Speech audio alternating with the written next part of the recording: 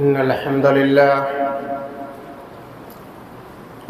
لله نحمده ونستعينه ونستغفره ونعوذ بالله من شرور أنفسنا ومن سيئات أعمالنا من يهده الله فلا مضل له ومن يضلله فلا هادي له وأشهد أن لا إله إلا الله وحده لا شريك له ونشهد أن محمدًا عبده ورسوله يا أيها الذين آمنوا اتقوا الله حق تقاته ولا تموتن إلا وأنتم مسلمون يا أيها الناس اتقوا ربكم الذي خلقكم من نفس واحدة وخلق منها زوجها وبث منهما رجالا كثيرا ونساء واتقوا الله الذي تساءلون به والأرحام إن الله كان عليكم رقيبا يا أيها الذين آمنوا اتقوا الله وقولوا قولا سديدا يصلح لكم أعمالكم ويغفر لكم ذنوبكم ومن يطع الله ورسوله فقد فاز فوزا عظيما فإن أصدق الحديث كتاب الله وخير الهدي هدي محمد صلى الله عليه وسلم وشر الأمور محدثاتها وكل محدثة بدعة وكل بدعة ضلالة الضلالة في النار فقد قال الله تبارك وتعالى في كلامه المجيد والفرقان الحميد أعوذ بالله من الشيطان الرجيم بسم الله الرحمن الرحيم مثل الذين ينفقون أموالهم في سبيل الله كمثل حبة أنبتت 7 سنابل في كل سنبلة 100 حبة وقال النبي صلى الله عليه وسلم بايعت النبي صلى الله عليه وسلم على إقام الصلاة وإيتاء الزكاة والنصح لكل مسلم رب اشرح لي صدري ويسر لي أمري واحلل عقدة من لساني يفقهوا قولي. حاضرین کرام، ہر قسم کی حمد و ثنا کبریائی و بزرگی اس اللہ وحدہ لا شریک کے لیے لائق اور سزاوار ہے جو ہم سب کا خالق و مالک ہے. اسی اللہ سے دعا ہے کہ الہ العالمین انگنت بے شمار درود و سلام نازل فرما بالعموم تمام انبیاء کرام پر، بالخصوص نبی آخر الزمان احمد مجتبیٰ جناب محمد الرسول اللہ صلی اللہ تعالی علیہ وسلم پر. اللہم صلی وسلم بارک علیہ. حضرات گرامی،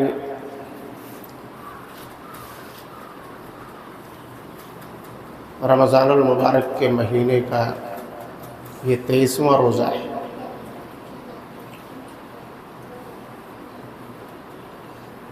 اور ہم سبھی حضرات اس بات کو اچھی طریقے سے جانتے ہیں کہ اس مہینے کے اندر کون سی تقریر ہوتی ہے، کس موضوع پر ہوتی ہے، کیا کیا بتایا جاتا ہے، کیونکہ ایک خاص مہینہ ہے. یہ رمضان المبارک کا مہینہ ایک خاص مہینہ ہے، اور اس مہینے کے اندر کچھ موضوعات بھی ایسے ہیں جو خاص ہیں.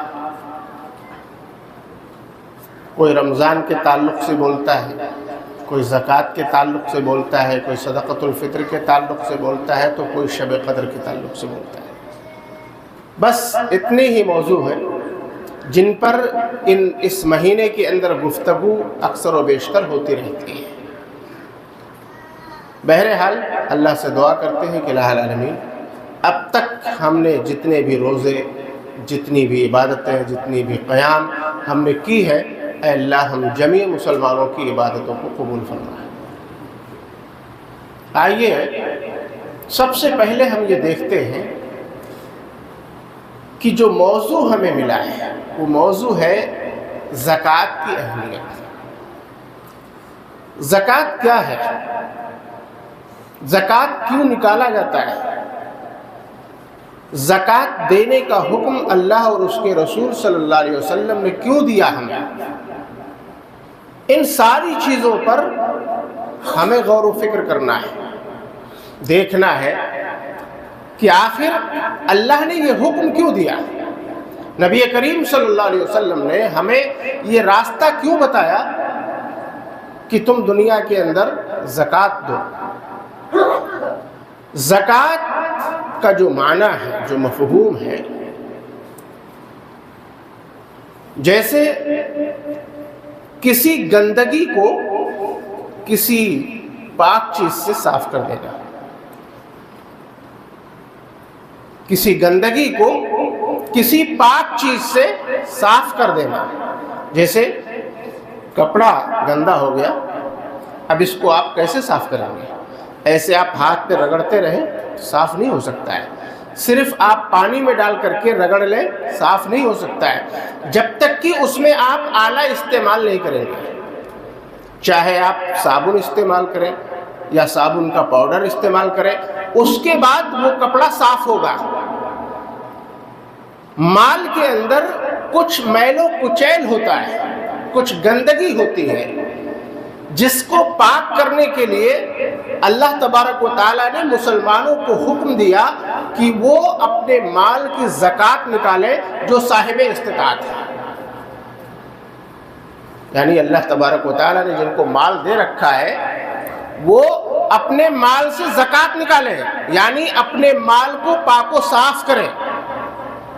یہ ہے زکوٰۃ کا مفہوم، پاک و صاف کرنا۔ زکوٰۃ کا اگر ایک بھی پیسہ، ایک بھی سکہ آپ نے اپنے مال میں رکھ لیا تو پورا مال بیکار ہو جاتا ہے، پورا مال بیکار ہو جاتا ہے۔ لیکن راستہ چلتے ہوئے اگر ہمارے کپڑے پر، ہمارے ازار پر، ہماری لنگی پر نالی کے پانی کا ایک قطرہ اگر اچھل کر کے پڑ گیا تو ہم کو یہ احساس ہوتا ہے کہ ہمارا کپڑا نجس ہو گیا، ہمارا کپڑا خراب ہو گیا۔ لیکن آج افسوس ہے کہ ہم جیسے مسلمان اپنے اس مال کو کھا رہے ہیں جس مال کو اللہ اور اس کے رسول صلی اللہ علیہ وسلم نے گندا مال قرار دے دیا ہے، قبیح مال قرار دے دیا ہے، بیکار مال قرار دے دیا ہے، اور اس کو ہم دھڑلے کے ساتھ استعمال کر رہے ہیں، یعنی اپنے مال کو پاک و صاف دنیا کے اندر نہیں کر رہے۔ ہمیں یہ تعلیم کہاں سے ملی؟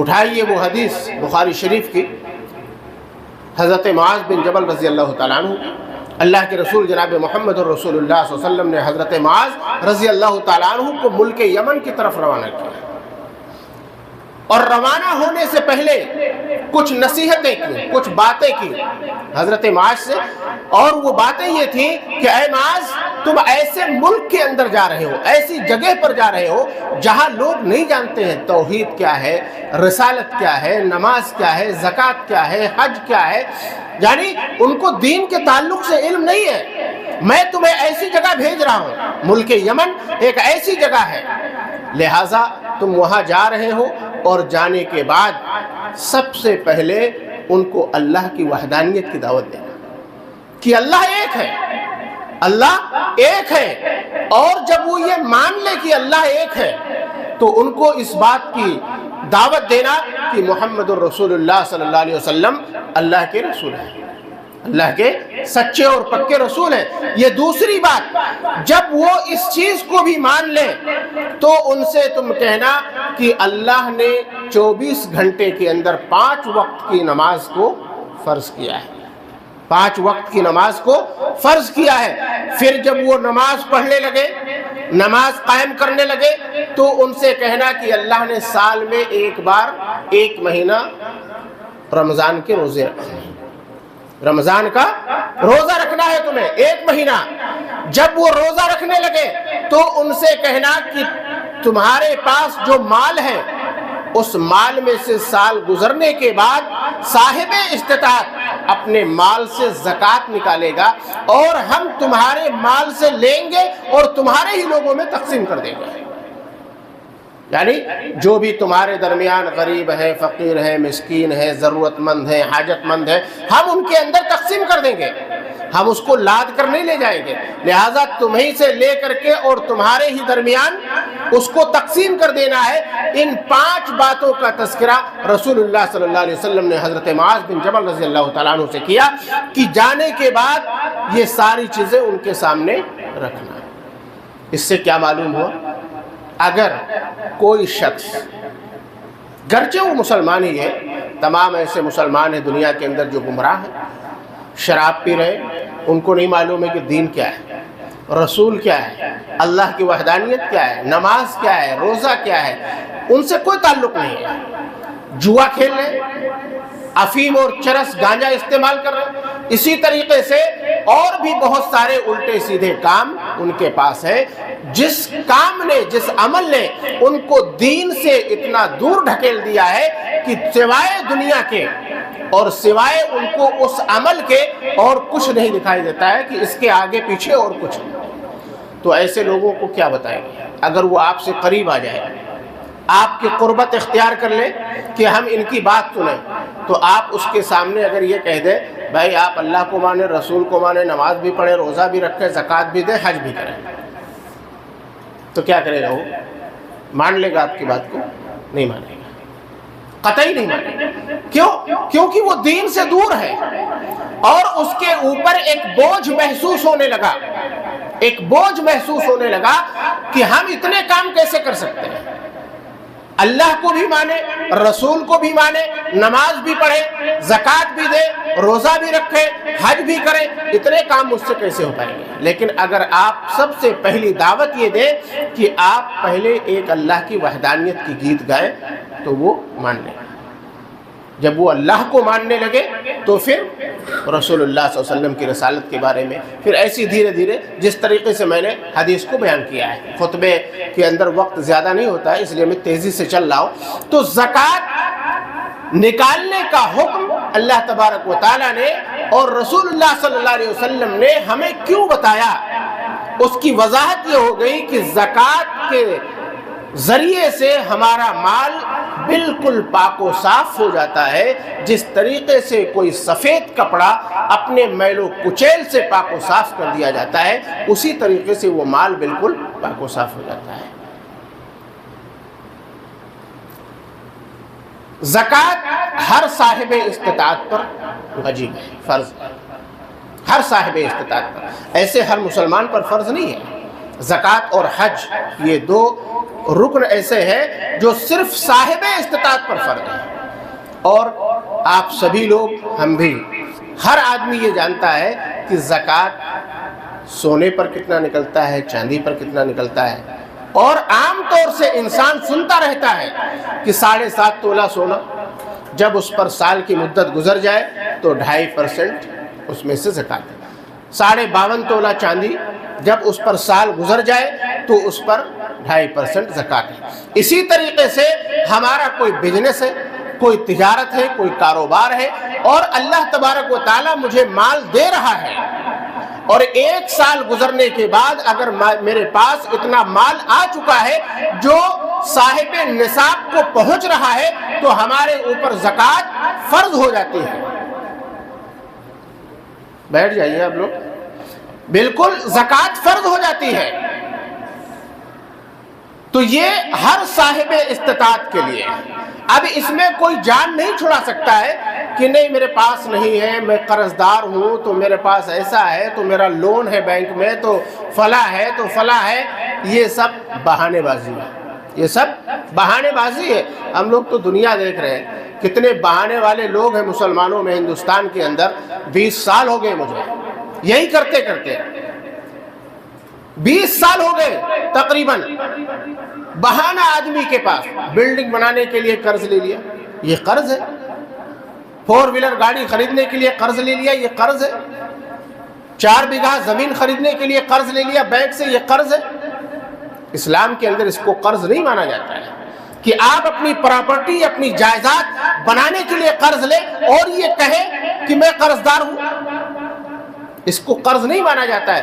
قرض اسلام کے اندر وہ مانا جاتا ہے جس کے پاس گھر نہ ہو، گھر بنانے کے لیے اس نے قرض لیا ہے کسی سے، کھانے پینے کا بندوبست نہ ہو، بیوی بچوں کے اخراجات پورے نہ ہوتے ہو، وہ کسی سے قرض لیتا ہو، اس کو قرض مانا جاتا ہے۔ دنیا بنانے کے لیے قرض آپ لیں اور کہیں کہ ہمارے اوپر زکوٰۃ فرض نہیں ہے کیونکہ میں قرض دار ہوں، آپ دنیا بنا رہے ہیں، آخرت کے لیے تھوڑی لے رہے ہیں۔ تو یہ ہر صاحب استطاعت پر زکوٰۃ فرض ہے۔ زکوٰۃ دینے کا فائدہ کیا ہے؟ کتنا فائدہ ہے؟ بہت ہے، 700 گنا ہے۔ مثل الذین ينفقون اموالهم فی سبیل اللہ کمثل حبۃ انبتت 7 سنابل فی کل سنبلۃ 100 حبۃ واللہ یضاعف لمن یشاء واللہ واسع علیم۔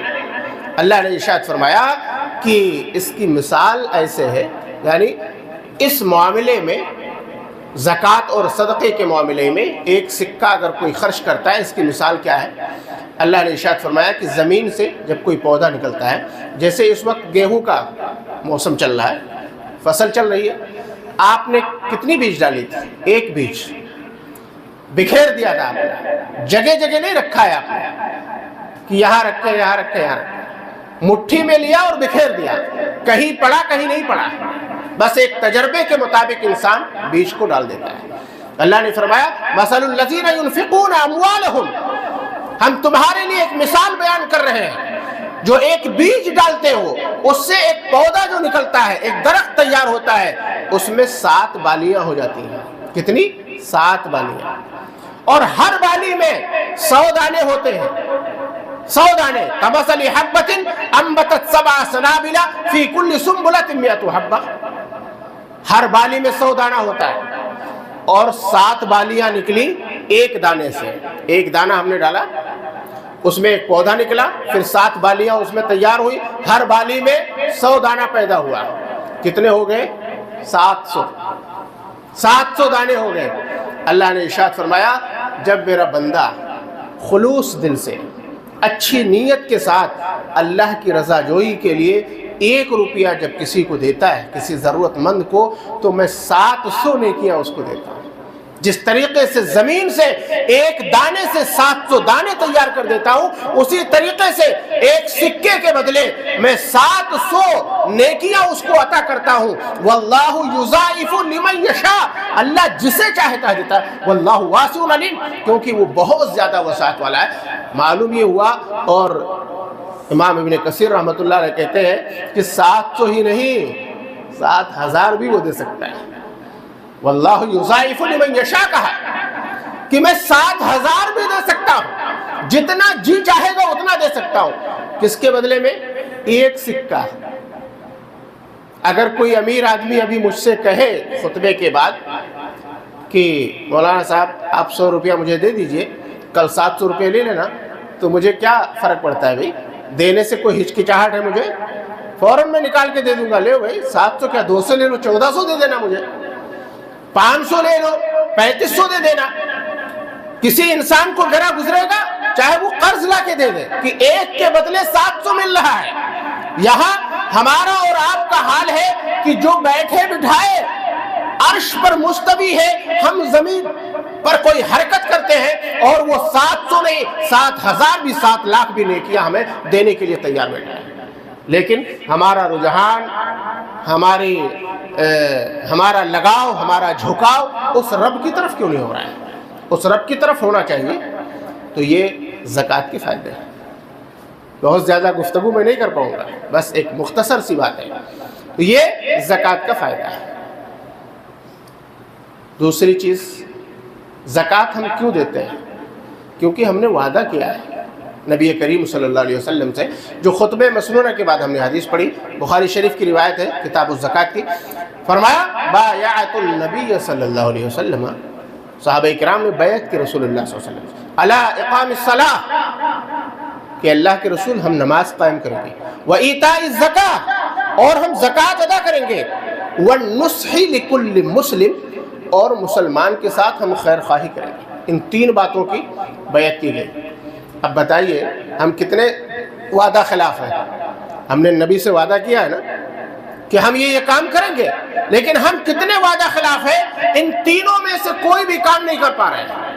نہ تو پابندی کے ساتھ نماز پڑھ پا رہے ہیں، نہ تو زکوٰۃ ہم صحیح طریقے سے ادا کر پا رہے ہیں، اور نہ ہی مسلمان کے ساتھ خیر خواہی کر پا رہے ہیں، صلہ رحمی نہیں کر پا رہے، کچھ بھی نہیں ہے ہمارے پاس. جبکہ زکوٰۃ کا مسئلہ یہ ہے، اور زکوٰۃ کے تعلق سے کہا یہ گیا ہے کہ اگر ہندوستان کا مسلمان ہندوستان کا مکمل زکوٰۃ نکال دے تو جتنے بھی غریب غربا ہیں نا، وہ ان سے زیادہ مالدار ہو جائے گا، وہ ان سے زیادہ مالدار ہو جائے گا.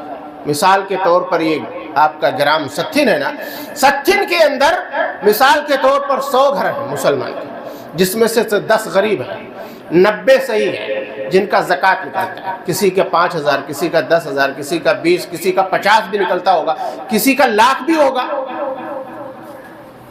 اب اتنا زکوٰۃ نکل رہا ہے، مثال کے طور پر 5 لاکھ روپیہ زکوٰۃ نکل گیا، 5 لاکھ روپے زکوٰۃ نکل گیا، اور 10 گھر میں ہم نے تقسیم کر دیا 50-50 ہزار روپے، 50-50 ہزار روپے. اور اگر 10 سال ان کو دیتے رہے تو ان کے پاس کتنا ہو جائے گا؟ 5-5 لاکھ روپے ہے نا. 5-5 لاکھ روپے ہر آدمی کو مل جائے گا. اور جب وہ اس سے اپنا قدم بڑھانا کوشش کرے گا تو وہ قدم بڑھ کر کے کس حد تک پہنچے گا وہ اللہ ہی بہتر سمجھ سکتا ہے. وہ کہاں تک جا سکتا ہے وہ اللہ ہی بہتر سمجھ سکتا ہے. لہٰذا ہم نے وعدہ کیا ہے نبی کریم صلی اللہ علیہ وسلم سے، ہمارے اسلاف نے بیعت کی ہے رسول اللہ صلی اللہ علیہ وسلم سے کہ ہم اللہ کے رسول پابندی کے ساتھ نماز قائم کریں گے، علی اقام الصلاۃ، پابندی کے ساتھ زکوٰۃ ادا کریں گے، وایتاء الزکاۃ والنصح لکل مسلم، اور ہر مسلمان کے ساتھ خیر خواہی سے پیش آئیں گے.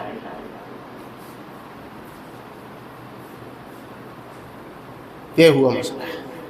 اب جو بھی 4-6 منٹ بچا ہے میرے پاس، میں یہ بتا دوں زکوٰۃ نہ دینے والے کے اندر اس کی پہچان کیا ہے.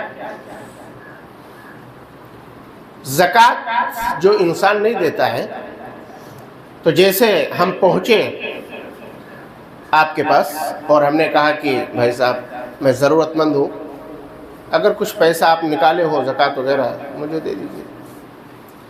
تو اگر اس نے زکوٰۃ نہیں نکالا ہے تو اس کے جسم کا 3 حصہ کمزور ہو جاتا ہے، اس کے جسم کا 3 حصہ فوراً کمزور ہو جاتا ہے. وہ 3 حصہ کیا ہے؟ بہانے کے لیے سب سے پہلے اس کی پیشانی پہ شکن پڑ جاتی ہے. اگر جھوٹ آپ بول رہے ہیں فوراً اس کی پیشانی پہ شکن پڑ جائے گی. اور کبھی بھی آپ اندازہ لگا لیں کہ میری بات صحیح ہے یا غلط ہے. جسے آپ سے کوئی چیز مانگنے آیا آدمی اور آپ نہیں دینا چاہتے ہیں اس کو، تو آپ سوچیں گے، شکن پڑ جائے گی، سر جھک جائے گا، نظر ادھر ادھر پھیریں گے آپ. ایسا ہی تو ہوتا ہے کہ کسی طریقے سے یہ چلا جائے، دامن چھوٹے. تو سب سے پہلی صفت اس کے اندر یہ دکھے گی کہ اس کی پیشانی کمزور ہو جائے گی، بل پڑ جائے گی اس کی پیشانی. اور دوسری ایسے کھڑا ہے یعنی اس کا بازو جھک جائے، ایسے جھکا ہوا. نہیں بھائی میرے پاس کچھ نہیں ہے، نہیں میرے پاس اتنا مال کہاں ہے جو میں زکوٰۃ نکالوں گا. تو یہ 2 چیز ہو گیا. تیسری سوچے گا کتنی جلدی میں مڑ کر کے اپنے گھر کے اندر داخل ہو جاؤں، یہ بھاگ جائے، یعنی پیٹھ پھیرنے کی کوشش میں لگا رہے گا کہ کتنی جلدی میں پیٹھ پھیر لوں اور بھاگ کر کے میں چلا جاؤں. اور انہی تینوں جسم کے حصوں کے تعلق سے اللہ تبارک و تعالیٰ نے وہی سنائی ہے قرآن کریم کے اندر۔ کتنی اہم بات ہے، اللہ کتنی باریکی سے دیکھتا ہے بندوں کو اور جانتا ہے اپنے بندوں کو کہ میرے بندے کیا کیا کر سکتے ہیں، کس حد تک گزر سکتے ہیں دنیا کے اندر۔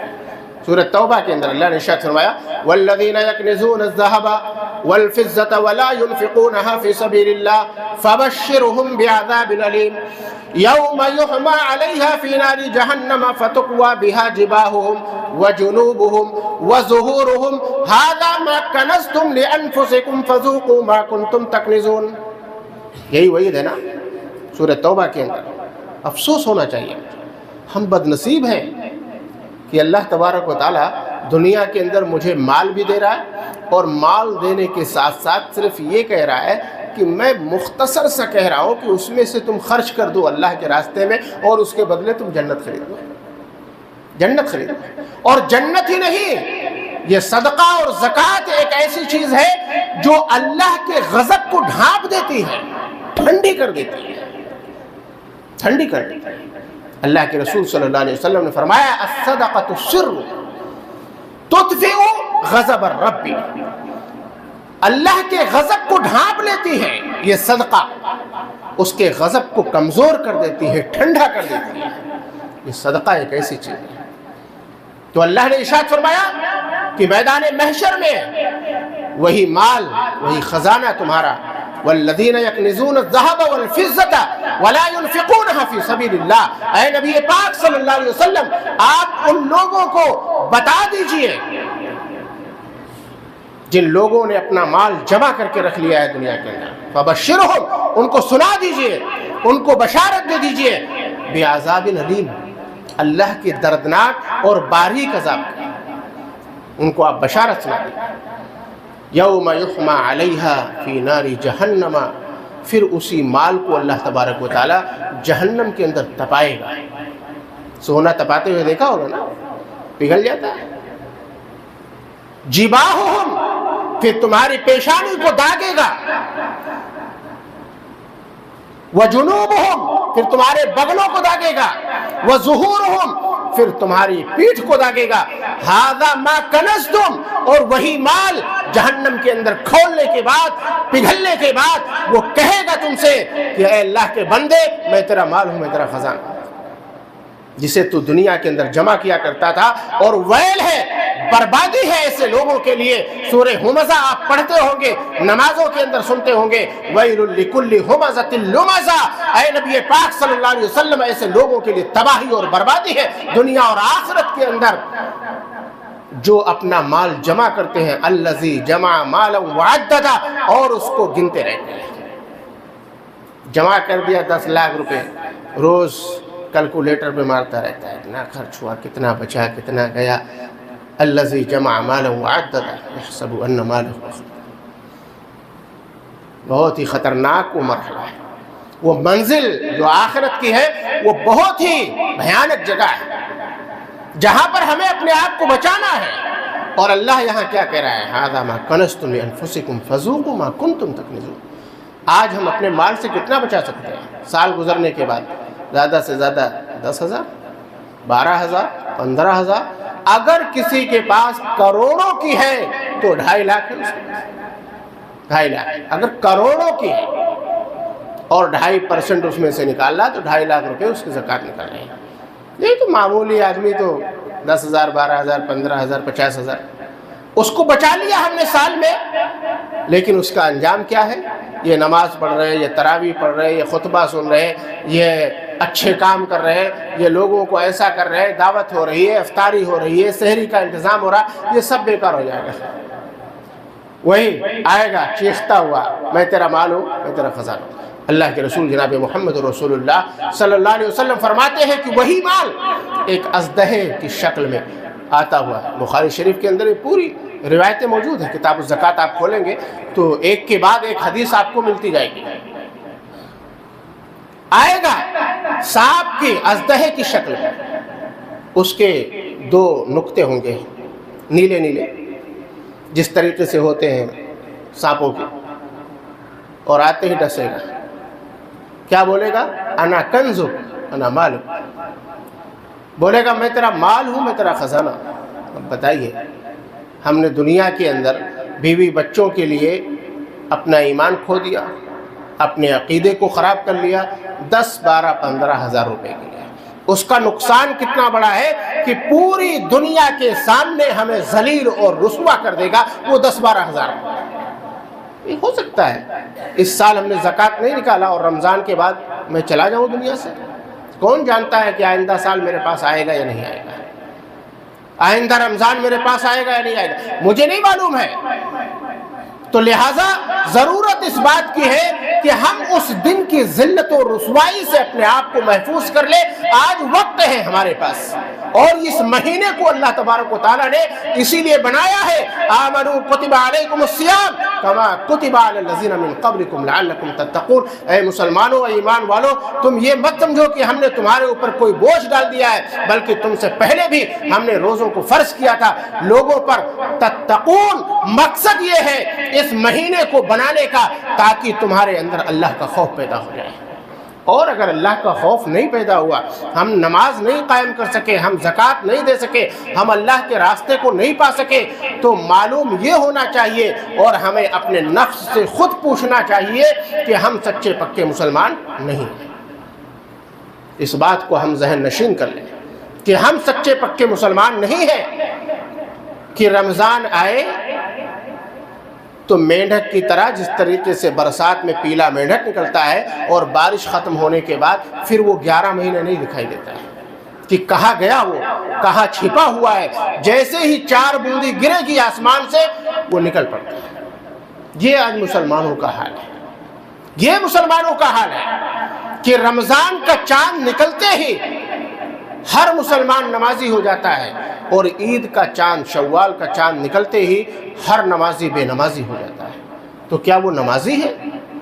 دراصل وہ نمازی نہیں ہوتا ہے، بلکہ وہ ریا اور ایک دکھاوا ہوتا ہے اس کے اندر، کیونکہ ایک مہینہ اللہ نے ہم کو دیا کہ تمہارے اندر تقوی پیدا ہو جائے، تمہارے اندر پرہیزگاری پیدا ہو جائے، اور ایک مہینہ ہم نے کثرت کے ساتھ فجر کی نماز، نوافل، تراویح، علماء کا بیان، یہاں تک کہ پوری رات بہت سارا ہمارا نوجوان ایسا ہے مولویوں کی تقریریں سنتا رہتا ہے، کوئی غفار کی سن رہا ہے، کوئی جلال الدین قاسمی کی سن رہا ہے، تو کوئی توصیف الرحمان کی سن رہا ہے، کوئی معراج ربانی کی سن رہا ہے، پوری رات گزار دیتا ہے اور کہتا ہے مولانا صاحب کیا کریں، رمضان کا مہینہ چل رہا ہے، پوری رات جاگتے ہیں، تقریریں سنتے ہیں، فجر پڑھ کے سو جاتے ہیں، اچھی بات ہے، لیکن چاند نکلنے کے بعد بھی وہ تیری تقریر کہاں گئی، وہ تیری عبادتیں کہاں گئی، وہ تیرے روزے اور قیام اللیل یہ سب کہاں گیا، یہ تیرا شب قدر کرنا یہ سب کہاں چلا گیا؟ اے مسلمان، اللہ کو دھوکہ دے رہا ہے؟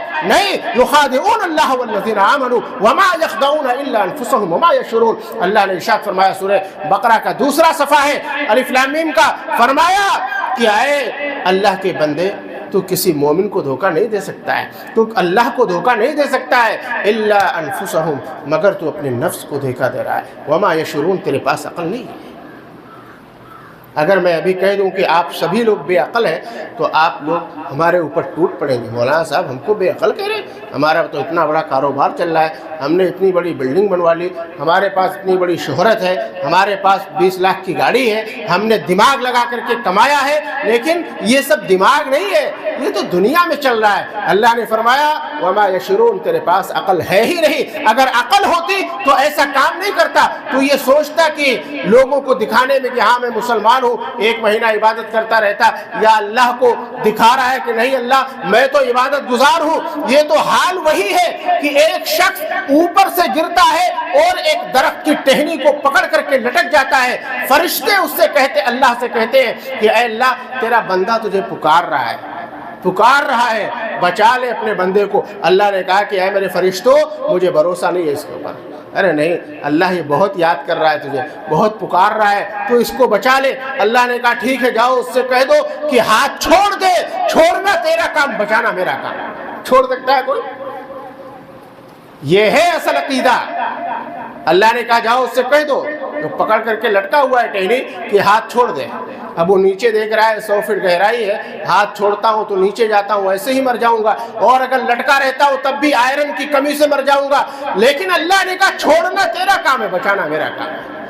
کہا کہ نہیں اللہ, تو پہلے یہ بتا بچائے گا کیسے. اللہ نے کہا دیکھ یہ میرا بندہ ہے, یہ میرے اوپر عقیدہ رکھتا ہے, میرے اوپر عقیدہ رکھنے والا اللہ کا حکم سنتے ہی وہ فوراً اسے سر تسلیم خم کر لیتا ہے. اسی کو سورہ النساء نے مومن قرار دیا ہے کہ مومن وہی ہے. فلا وربک لا یؤمنون حتی یحکموک فیما شجر بینہم ثم لا یجدوا فی انفسہم حرجا مما قضیت ویسلموا تسلیما. جو اللہ اور اس کے رسول کی بات کو بلا چوچرا وہ تسلیم کر لیتا ہے, قبول کر لیتا ہے. یعنی اللہ کی بات آ گئی, نبی کی حدیث آ گئی, تو میرے بھائیوں میری زبان میں لفظش نہیں ہونا چاہیے, فوراً وہ سر تسلیم خم ہو جانا چاہیے, فوراً ہمارے دل میں اتر جانا چاہیے کہ یہ اللہ کا کلام ہے, یہ رسول اللہ صلی اللہ علیہ وسلم کا فرمان ہے. وقت زیادہ ہو رہا ہے میرے بھائیوں دوستوں, باتیں بہت ہیں ابھی قرآن و حدیث کے اندر بھی اور ہمارے پاس بھی زبان میں.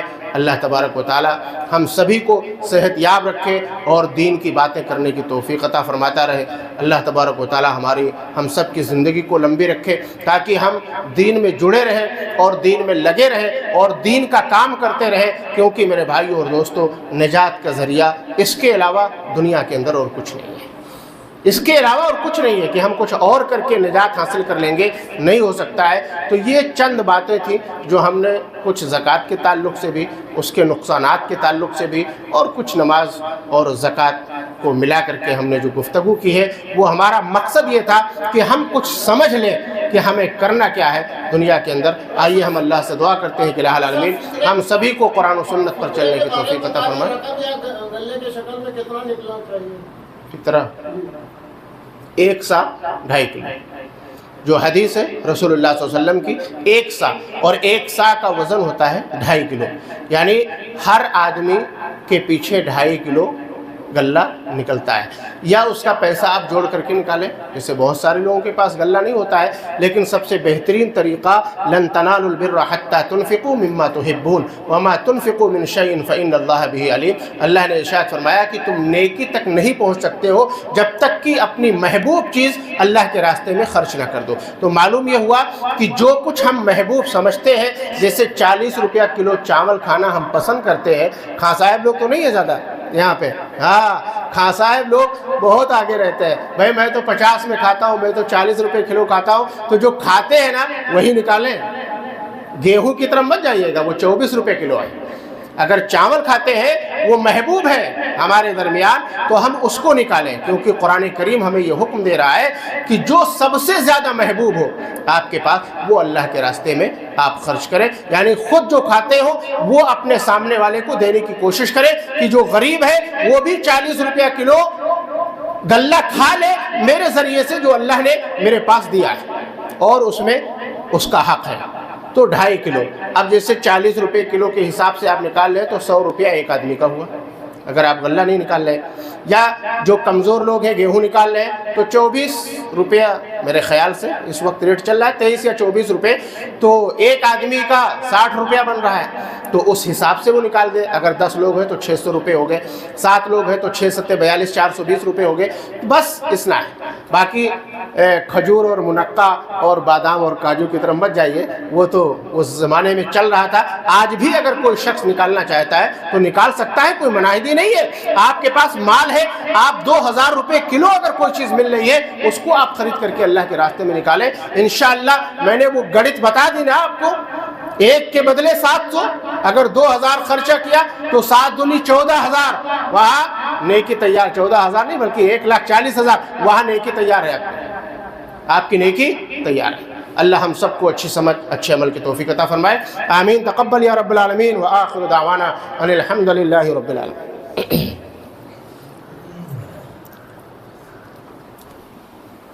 الحمد للہ الحمد لله كفى والصلاة والسلام على من لا نبي بعده وما بعد إن الله وملائكته يصلون على النبي يا أيها الذين آمنوا صلوا عليه وسلموا تسليما اللهم صل على محمد وعلى آل محمد كما صليت على إبراهيم وعلى آل إبراهيم إنك حميد مجيد اللهم بارك على محمد وعلى آل محمد كما باركت على إبراهيم وعلى آل إبراهيم إنك حميد مجيد إن الله يأمر بالعدل والإحسان وإيتاء ذي القربى وينهى عن الفحشاء والمنكر والبغي يعظكم لعلكم تذكرون واذكروا الله يستجب لكم ولذكر الله تعالى أولى ورحمه أكبر السلام عليكم ورحمة الله وبركاته